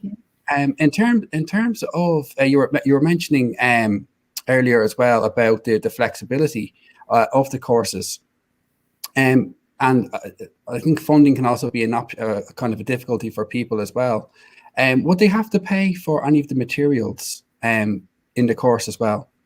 No, I think, and there was a question there on the feed earlier. So we, where a course requires a textbook, we usually loan those out to students. While the course is running, they have the use of that textbook. And there are no materials costs, with the exception of one of our courses, which is the City and Guilds Level 2 Nail Technician course. And that course, there is materials, and they cost €300. Now that can be bought in installments, but what the student walks away with then is a kit that they can use themselves with the skills they have, and essentially have their own nail kit for themselves. But everything else there's no cost base, there's no course fees, there's no materials cost. Brilliant. And if someone was interested in doing a part-time course, how would they be able to apply to do that course? Yeah, well, the banner is running there underneath, and that has my email address, so they can contact me by email. It has our website address. So I think Joanne there showed people how to apply through Fetch Courses. So you can go on to Fetch Courses, even just look for the name of the course you're interested in, if that's floristry, childcare, healthcare, and put that in, look for part-time options, and the course will pop up there. And also links to all of our courses are on our website. But, in normal circumstances, you could call into our centres. Our centres aren't open at the moment, but they will be hopefully in the next while. You can call into our centres, chat to somebody there, talk to yourself or Anna, Kevin. If somebody's interested and not quite sure what they want to do, talk to our information officer about what your options are, or if you're thinking about a number of different things, what's the best fit for you, and then apply through the centre, or using our phone lines is another option as well. Brilliant. Yeah, and I think that's a great point as well, is to let people know that even while the centres might be closed, or there might still be restrictions in place, they can still apply for the courses as well. And as you were saying, myself and Balbriggan, or maybe Anna in Swords as well, we'd be more than happy to help people understand the courses in a bit more detail, so they can make the best option, best choice for themselves as well. In terms of after people have applied for the course, what would be the next step then after that? Yeah, so I think Joanne mentioned the process there. You'll get an acknowledgement of your application. That's usually by text. So your details will go up onto our system, and that'll generate a text then to say, we have your application, you're in process. We'll invite everybody, and everybody across the board who hasn't been with us before, everybody's invited to a screening process, and Joanne referred to it there. And that it's an assessment of reading, writing, IT and math skills, and it's just to make sure that the course is the best fit for you. And I think Joanne mentioned that the course isn't at a level that's too difficult, or that isn't at a level that's too easy. And it also helps us identify if you needed any supports while you're on the course with us, and we can put those in place. So it's a really good way of us getting to know your starting point. And adult education always works with the learner from their starting point, and that's where we move from and build skills, build knowledge, and help people achieve the goals and the awards and so on that they want to achieve with us. That's brilliant. I think it's a great point as well. It's about meeting people where they are as well. So it always comes back to the individual, Yes. which is absolutely brilliant. Helena, thanks very much. That was fantastic. And again, we'll give a little bit more detail on how to apply for courses or contact the information service at the end as well. Kevin, there was just a couple of questions in the feed there that I might answer as well. Is that okay? So there was a question there around childcare level 6. So at the moment that the childcare level 6 award, it runs at night, and that happens in our centre in Castlemilk. We are looking at a daytime option. It will depend on demand. So because of the way our funding is set up, we have to have a minimum number of students who are placed and suitable for the course before we can run it. We're going to advertise it, and if we get enough interest and we get enough people placed who are suitable, we will run with it. I just can't guarantee it. But definitely, if you're interested, let us know, put in your application for it, and let's see, and do we have enough numbers to run with that. There was another question just around the timing of the courses at night. They tend to run, and it'll vary a little bit tutor by tutor, but usually 6:15 to 6:30. The classes will start at and finish 9:15, 9:30. Now it's usually one night per module. Our modules run in or around 16 weeks is the normal for most of our modules.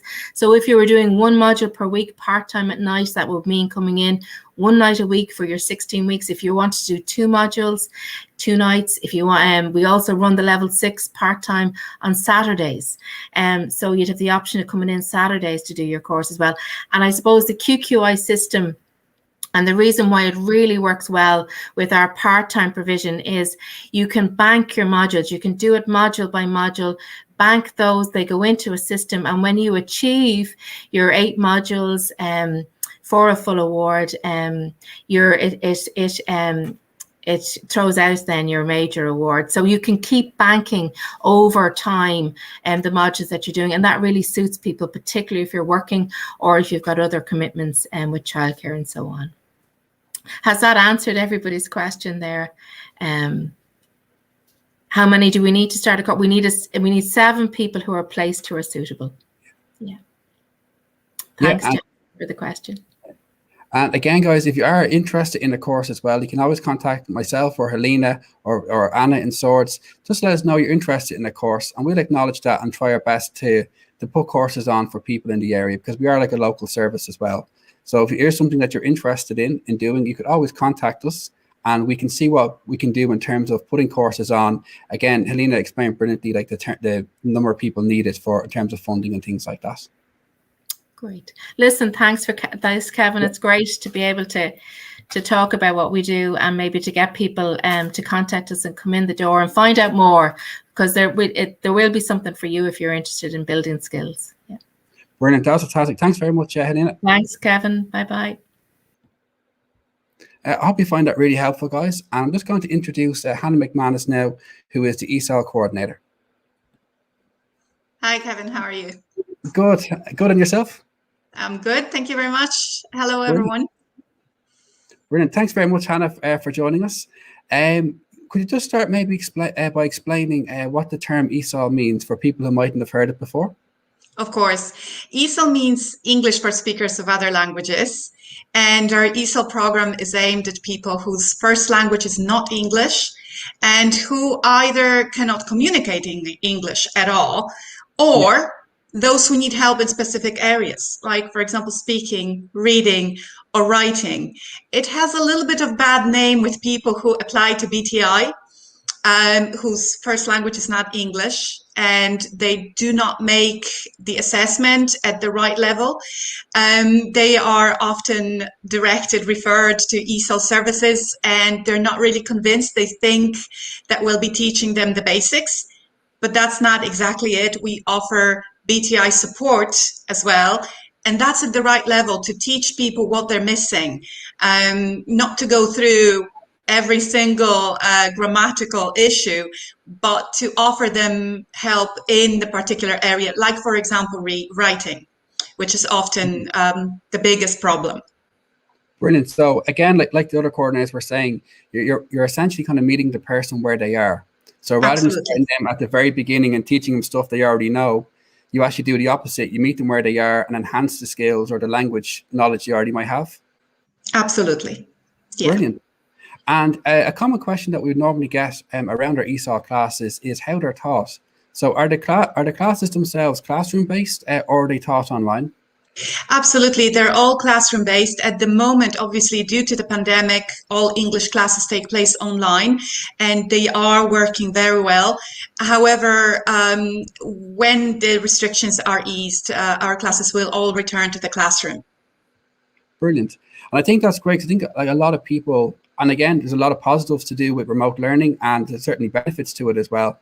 But I do think people enjoy the social element of peer learning, helping each other, and also building the relationships. Absolutely.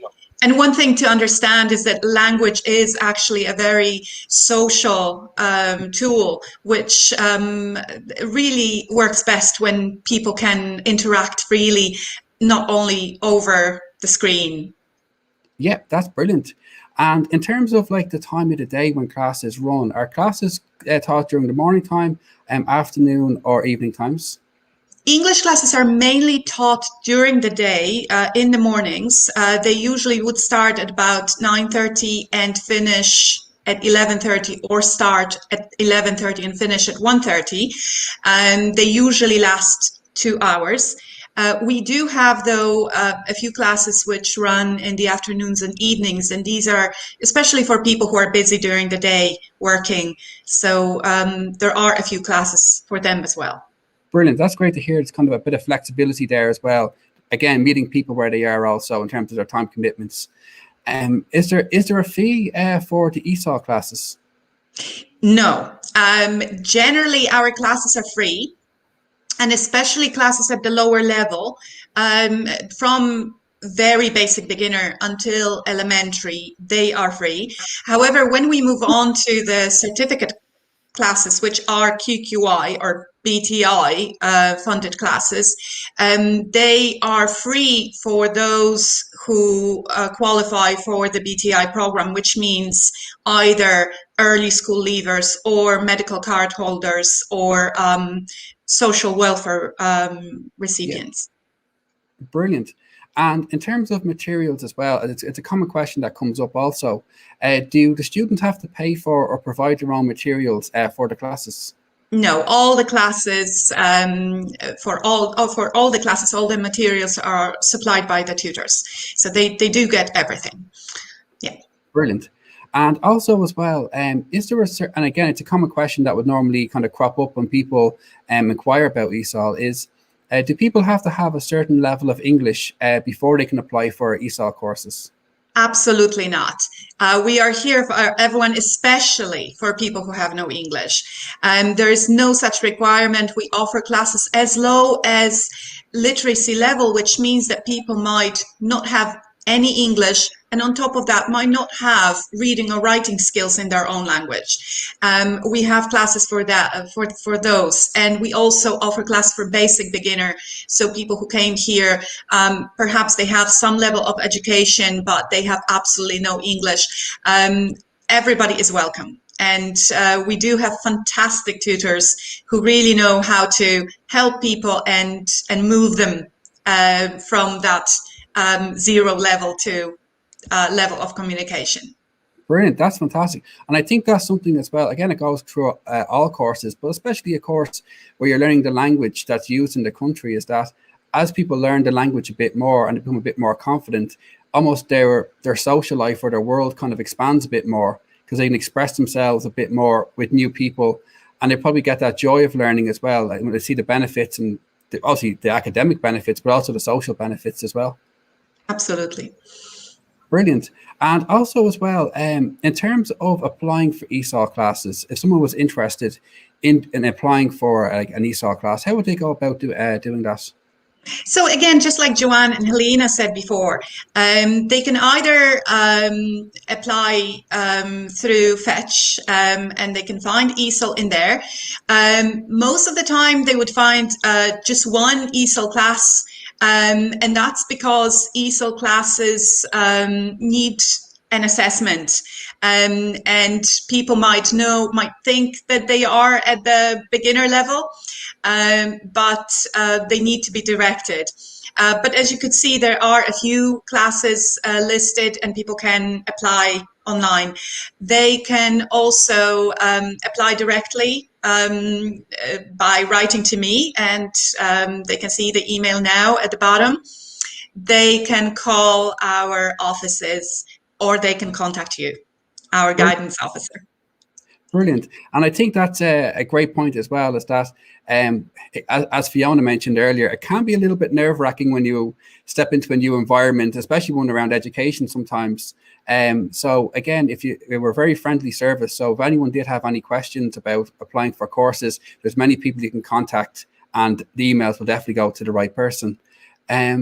After someone has maybe applied for a course, done that initial step, what would be the next step then after that?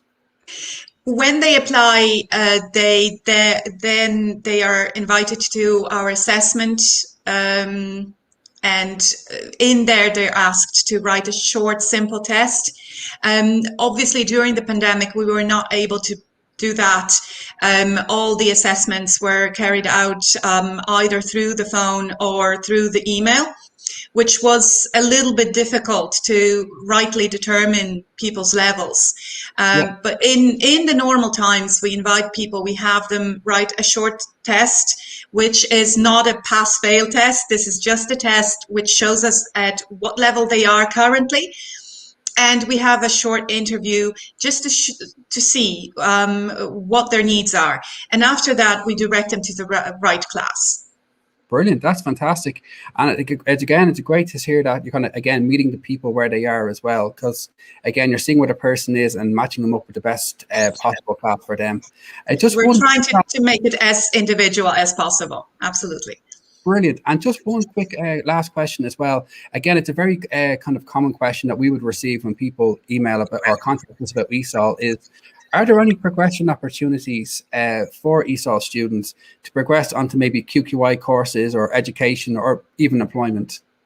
Absolutely. I would actually see our service as a stepping stone, and a stepping stone to the extent of enabling people either to go into employment because their skills are so much better that they can then use whatever skills they already have, or for those who don't have such skills or would like to change their set of skills, we are a stepping stone to BTEI or VTOS courses. The only thing is that most of the time we do suggest that people complete our QQI level 4 course, which is a pre-intermediate level, and it gives the people then the ability to enjoy the courses rather than struggle in them linguistically, language-wise. Brilliant. That's fantastic. And that's great to see that there's so many kind of options and routes for people when they enter, say, on a language side of the service, they can then move on to other sides as well, which is absolutely fantastic. Absolutely. And we strongly recommend that. We do have guidance officers like yourself who are there for our ESOL students at any time, and they can offer them guidance as well as to what is available to them at any particular stage. That's brilliant. Thanks very much, Hanna. That was fantastic. And again, like you said, the contact details were up. So if someone was interested in the ESOL program, there's many people they can contact, including yourself as well. Absolutely. Brilliant. Thank you very much. Thank you. Brilliant, guys. So I hope you enjoyed that quick Q&A session as well about the English language courses. So I'm just going to hand you over now to Anna, who will explain the next part of the live stream. Thanks, Kevin. That was really good and informative to hear more about Esol. So now I'm just going to chat with Cathy, who is our Student Liaison Officer. Hi, Anna. How are you? Really good. How are you? Not too bad. Great work so far. Thanks. Perfect. So this is just going to be the last kind of chat of the day. I just want you to tell us a little bit about your role. So like that, what is Student Liaison Officer? Yeah, okay. So currently I'm working primarily with Helena, the BTEI coordinator, and my role is to offer information and supports to students who are attending adult education. I help or try and help to build and maintain relationships, facilitating communications to the students, looking after them, providing them with support, sometimes working in tandem with the guidance service as well in particular areas. For me, I just want to make the students' experience with us a positive one. So chatting to them about any concerns that they may have about returning to education, acknowledging their achievements, you know, even just taking the first step to make that decision to come back can be very difficult. So it's just supporting them on their journey in any way that I can. That's great. And then, so what kind of supports would you offer to the part-time students? Yeah, so currently, because I started this role in COVID, so a lot of it has been a lot of IT supports, as a lot of the coordinators have spoke about earlier about giving a lend of laptops and stuff. So just helping some of the students just get online. It might be their first time. So so I've been kind of providing supports to get access to Teams, access to Moodle, their student email accounts. And as I say, some of them wouldn't have had much experience and might try, you know, kind of feel that working on a laptop quite daunting, but once they get it, they're flying, you know, so it's really good to kind of see that. So it's just working alongside them, checking in with them, making sure that they're, you know, I also provide other information on the course that they're currently on and their options on what they how they can achieve their full award. So what other modules would that entail, and how you know, not say fast, but depending on their timeline, how they want to achieve that, and we can kind of work through a kind of a diary of that for them. Also, just discussing any concerns that they may have. You know, life is still happening, and we're in COVID at the moment, and it's been exceptionally stressful for everybody. And, you know, sometimes it's just about finding alternatives or solutions to help to enable them to continue with the course, you know. So for me, it's about finding the best outcome for the student is where, you know, that would be my where I would be. I also, like you've heard from all our lovely coordinators about, you know, literacy and numeracy, IT and English classes. So sometimes it's referring students that may come to me and say, you know, they're struggling in one aspect of that. So I know where to go. So I'd go straight to that, you know, relevant coordinator and pass them on to them. Simple administration things, you know, especially when you're on a back to education course, you know, they may need letters or forms from social welfare. So I would help with admin with that, and Garter vetting as well. And then sometimes it's, you know, some people want to find additional information about the policies and procedures in adult education. So I would be, you know, have a discussion with them if they required about that. And also referring to yourselves, the guidance service, you know, some are kind of would come on to me saying, I don't know what it is I want to do. I've started this course, not sure it's for me.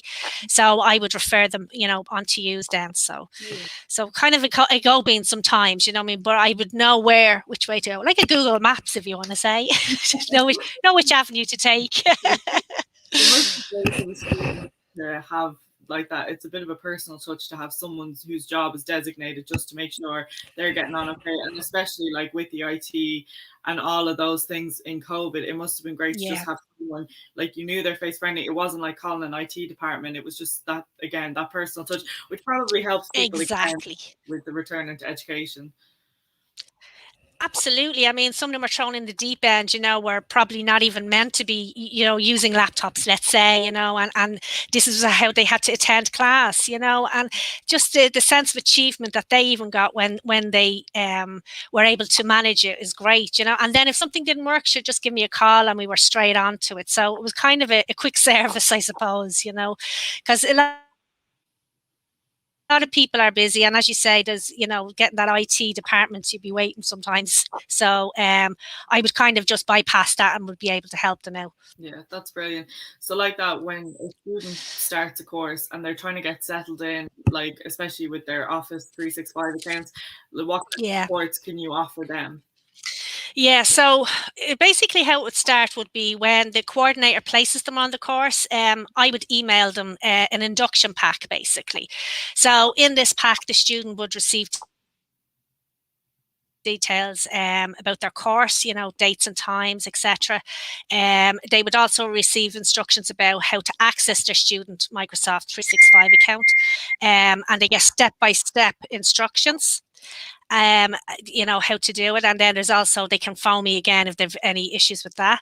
And with this Microsoft Student 365 account, it gives them access to Word, Excel, PowerPoint, Outlook, which would be their emails, and Teams currently is, for accessing classes.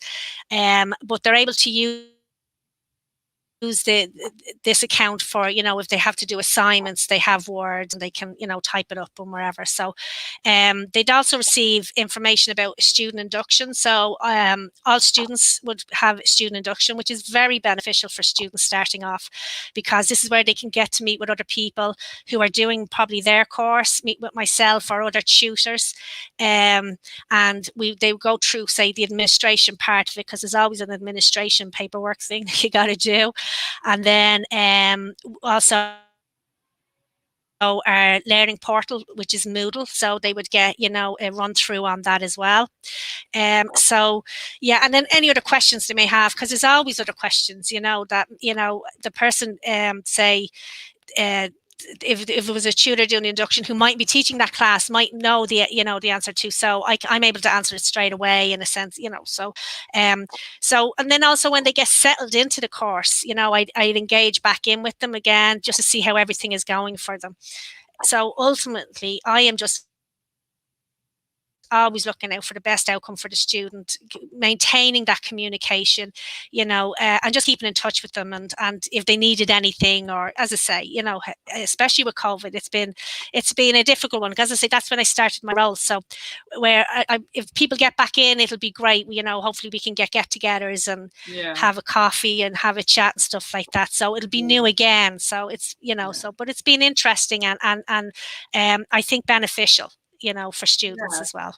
No, that's brilliant, because even in COVID, it's great that they still know your name and they've got to speak to you and had that contact with even the communication difficulties that is COVID.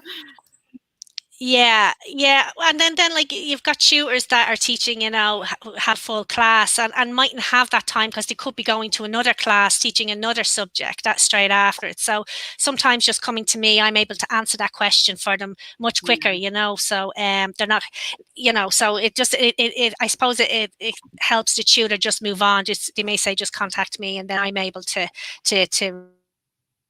resolve any issues that they may have, Great, yeah. So basically, just with your email address at the bottom, is that probably the best way for a student to get in contact if they are having a problem? Yeah, absolutely. If I'm talking to any of their current students, I always use their student email address. So, and they would have mine as well, and also my mobile number as well. I have a work mobile, so they're welcome to ring me anytime about anything.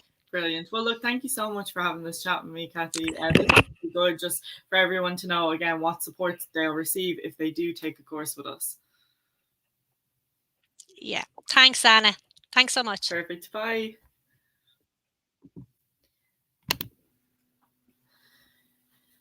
So me and Kevin are just going to go over how to contact us.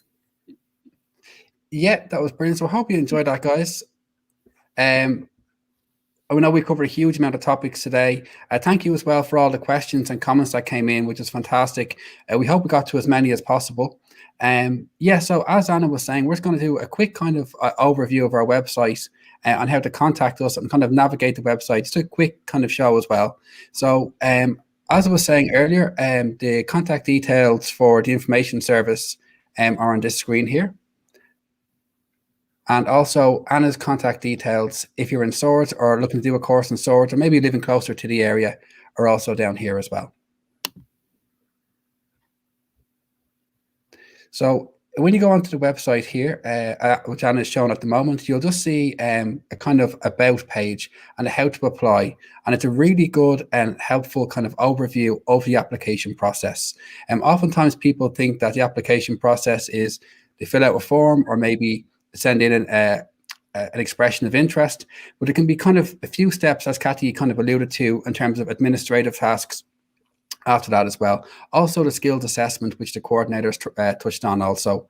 So if you are looking for an overview of that entire process, if you go to the About page on our homepage, About, and then How to Apply, if you click into that, that details the entire process, steps 1 to 5 as well. Also as well, we have, if you are looking for more information about the Adult Education Guidance and Information Service, there is a dedicated web page on that as well. So again, when you go onto our website, onto the homepage, just scroll across to About, hover the mouse over there, and then you'll see the Education Guidance and Information tab. Click into that. It's a really informative page. It details the wide variety of supports that the guidance counsellors and information officers offer as well, how to contact us, the variety of ways of contacting as well, including as well, if there are COVID-19 restrictions in place, we can still be contacted by phone or by email also. So if you are interested in the guidance and information service, again, just scroll across to the About, and then all the details are in the tab just behind that. Also as well, if you are interested in the courses, you can also search for our courses also on our website. All our courses are just listed here, and like we went over when Joanne was speaking, if the course says VTOS, then it's obviously the VTOS course, and if not, it's BTEI. When you click in, once the courses go live, normally you can click on the picture and then you'll be brought out to the fetch page where you can go through the whole application process. Also, just if you're confused about the application process or how to apply through fetch, we have a great video. So just on our homepage, this is the first page you'll see when you get into our website. If you scroll down, we have a video here. So if you click on that, it'll bring you to YouTube, and Kevin just talks you through exactly how to apply step by step, just to make it a little bit easier for everyone. Yeah, again, guys, I know we've covered a huge amount of information in this live stream also. So if you do have any questions about any courses, or maybe you're not sure, or maybe you'd like to explore the course in a bit more detail, again, you can contact us. Also, as Helena and I were mentioning earlier, if there is something that you're interested in doing, but it's not on our website, feel free to let us know. If we know what people are in the local area are interested in doing, we can do our best to try and put courses on that will kind of meet those needs as well. So feel free to contact us as well at any stage. And I'll just put Anna's details up here as well, just in case you are in the Swords area or living close to Swords. We have a centre there also.